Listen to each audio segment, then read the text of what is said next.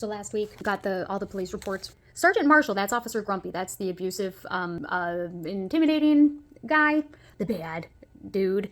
He showed up both nights because that's why he had such an issue with me on night number 2. And he was like so aggressive and nasty. It was because he was there the night before, specific instructions, and that's where he was gaslighting and all of that, what you guys have seen in the other videos. He's not showing that he was there on night number 1. It's showing that there was an Officer Pfeiffer and an Officer Wallace. But Sergeant Marshall was 100% there.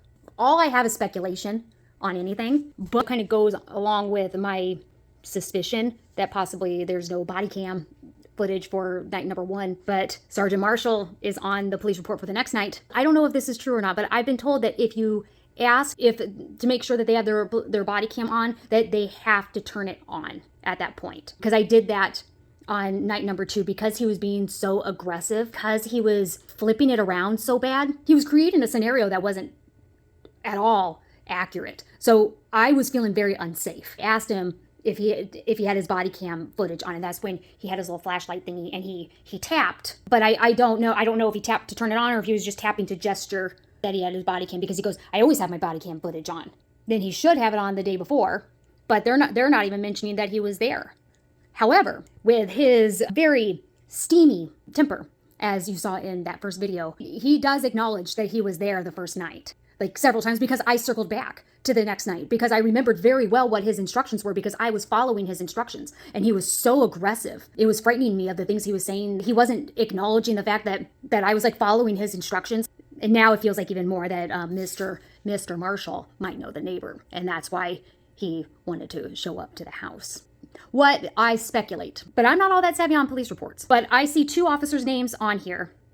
There's 2 officers that showed up the first night, and one of them was Sergeant Marshall. And Sergeant Marshall's name, I do not see anywhere on this report. And I'll show it to you guys. I was trying to show them proof, because the very last part I'll show you guys, it says no evidence of actual trespassing.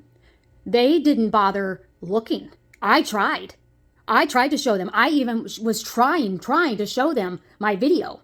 And he was rushing me along. He was getting me really jostled and nervous. And so I kept saying over and over again, I got it on video of fresh tracks. And I got it on video of tracks going to my deer cam. I kept saying that over and over. And I said, I just heard them. And I saw them pass through a motion sensor light. That, like, I saw that shadow. And I heard them go back, circle back, and go back home. So if they would have just gone next door, talked to them, they probably would have felt that heat radiating off of the 4-wheeler. They would have even seen the tracks exit my land to go onto their property.